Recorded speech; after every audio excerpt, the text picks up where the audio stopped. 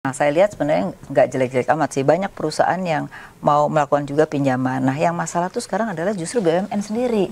Dana dari perbankan itu banyak tersedot juga di surat utang negara, tapi belanjanya lambat pemerintah. Ya, dengan adanya Danantara, segala sesuatu yang terkait dengan investasi itu kan harus lapor Danantara. Nah, itu membuat birokrasi baru kan, sehingga ini yang membuat lamban.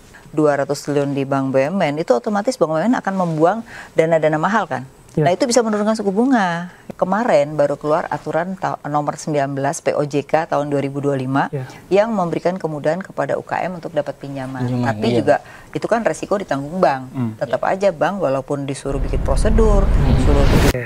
Oke, Feb, kita lanjut ke isu aja utama ya, isu soal Pak Menkyu Purbaya.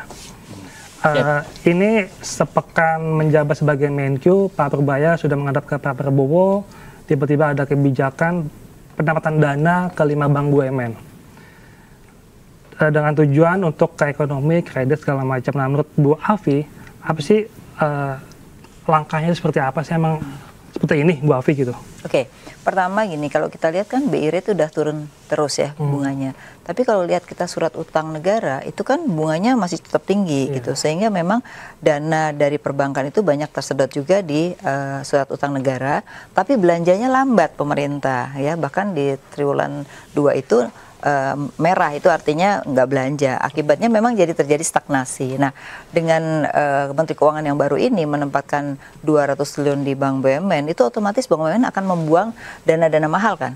Nah, itu bisa menurunkan suku bunga gitu. Jadi BI rate jadi bisa diikuti oleh penempatan dana yang 4%.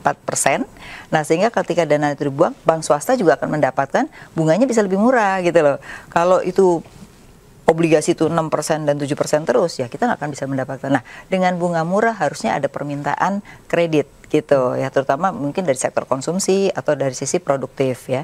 Nah, orang tanya, loh kenapa itu kan cuma sisi supply, orang kan perlu sisi demand. Nah, makanya demand itu ada di kebijakan-kebijakan yang ada 8 plus 4 plus 5 ya, 7 plus 4 plus 5. Nah, itu adalah kaitannya dengan meng-create demand. Misalnya pajak yang 10 juta ke bawah itu dibebaskan sampai akhir tahun ya. Terus kemudian manufaktur itu juga akan ada insentif gitu. Nah, berbagai kebijakan itu sebenarnya untuk meng-create demand ya, tapi ini adalah menurut saya sampai akhir tahun. Nah, 2026 harus ada strategi yang lebih memberikan kail lah. Kalau ini kan masih kasih ikannya ya kan, supaya kalau dikasih ikannya mereka jadi punya kelebihan, bisa konsumsi, kredit juga jalan gitu. Nah, tahun 2026 mestinya nanti lebih banyak ke jangka panjang. Misalnya harus melibatkan sektor swasta ya, terkait dengan proyek-proyek ya. Kemudian kan ada cash cost for work ya. Nah, cash for work itu kan kaitannya dengan penciptaan lapangan kerja. Nah, sekarang kan baru program magang gitu ya, sehingga 3,5 juta. Nah, itu nanti bisa melibatkan sektor swasta. Jadi nanti akan lebih luas lagi dan akan lebih besar ngebusnya gitu.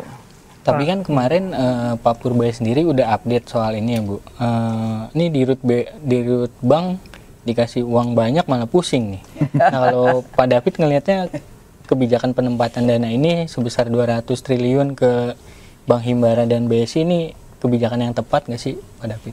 Ya, ini memang big bang policy ya. Jadi tiba-tiba ada dana masuk 200 triliun, pilihan buat bank itu kan paling 4 yang utama ya. Pertama pasti kredit ya. Kredit, nanti kita bicara soal permintaan kredit tentunya.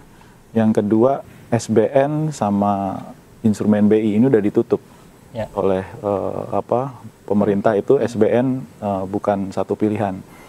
Hari ini juga kan kita lihat yang deposit facility itu turun angkanya jadi 3,75% karena Bank Indonesia turunnya 50 basis point untuk deposit facility. Artinya penempatan 4% dari pemerintah kan dikasih yield 4% oleh bank-bank Himbara ya. Itu kan harus ditempatkan. Kalau ditempatkan ke BI juga rugi dia. Karena kan 3,75 lebih rendah. Iya. Apalagi ini sekarang bunganya turun juga. Lalu yang ketiga money market. Money market juga saya duga ini juga akan ikutan turun. Jadi kita biasanya pantau tuh likuiditas kan Indonia ya. Jadi itu harga dari uang itu sebenarnya bisa kita pantau, dan kondisi likuiditas yang paling early, yang early warning early indicatornya bisa dilihat dari Indonia. Indonianya juga trending down dan saya duga juga ini akan turun. pilihan terakhir ya cash, tapi cash nggak ada yield kan. Iya, nggak ada suku bunga. Iya, jadi saya pikir memang ini bank Himbara terutama harus berpikir keras juga nih bagaimana untuk menyalurkan ini. Tapi tadi saya berpikirnya gradual gitu ya, tapi kelihatannya memang pilihan dari Big Bang Policy yang kelihatannya dipilih oleh Menteri Keuangan yang baru ya. Baik ya. Bahwa ini kan ada skema deposit on call ya, jadi langsung bisa diambil ya. Iya, sewaktu-waktu kalau dibutuhkan pemerintah. Betul. Nah itu maksudnya itu bisa langsung naik Bu angkanya kita. Oh enggak, jadi gini.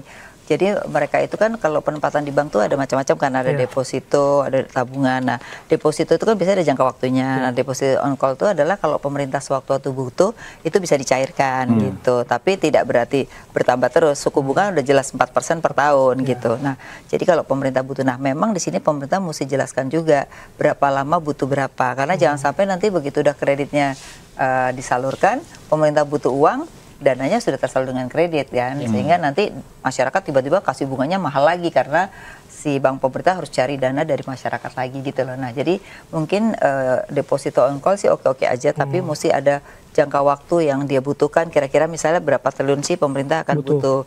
Karena kan dana ini merupakan dana cadangan yang sewaktu-waktu akan dipakai misalnya untuk bencana ya, kan sekarang lagi banyak bencana ya, kemudian juga untuk cadangan yang lain gitu. Nah kalau untuk kan kita lihat data kredit kan lagi di angka di level 7% Bu ya. Apa tuh? Data kredit. Oh iya, outstandingnya, pertumbuhannya. Betul. Nah sementara kan kita dituntut Himbara, ayo dong nih semua kita kasih nih. Nah kalau udah kayak gini gimana? Apakah bisa langsung nih perusahaan ngambil utang di bank-bank BUMN?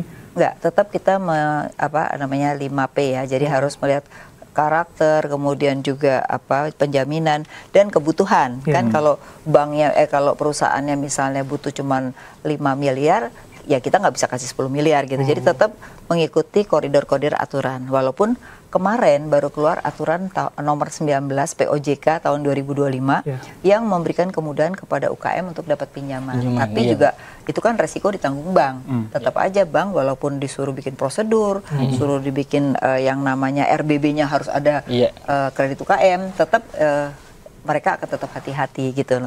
Jadi tidak otomatis mereka itu langsung bisa menyalurkan. Tapi paling tidak kalau bunga rendah, cenderung pasti pengusaha yang ekspansi itu pasti akan mau pinjam gitu. Nah saya lihat sebenarnya nggak jelek-jelek amat sih. Banyak perusahaan yang mau melakukan juga pinjaman. Nah yang masalah tuh sekarang adalah justru BUMN sendiri. Dengan adanya Danantara, segala sesuatu yang terkait dengan investasi itu kan harus lapor Danantara. Nah itu membuat birokrasi baru kan. Sehingga ini yang membuat lamban. Nah, oleh karena itu mungkin perlu mekanisme baru bahwa sebenarnya Danantara kan sebagai holding ya, holding non operasional yang seharusnya tidak semuanya harus ke sana, biarkan mereka berjalan, mereka yang menjaga governance-nya aja gitu loh. Jadi kalau pertumbuhan dari permintaan BUMN itu besar, pasti permintaan kreditnya juga tinggi gitu loh. Sekarang ini hanya swasta, benar-benar BUMN itu cuma sedikit, mungkin hanya 3-5 perusahaan yang minjem, tapi yang lainnya itu enggak. Nah ini juga salah satu pertumbuhan yang terjadi itu biasanya adalah government spending sama BUMN. Gitu.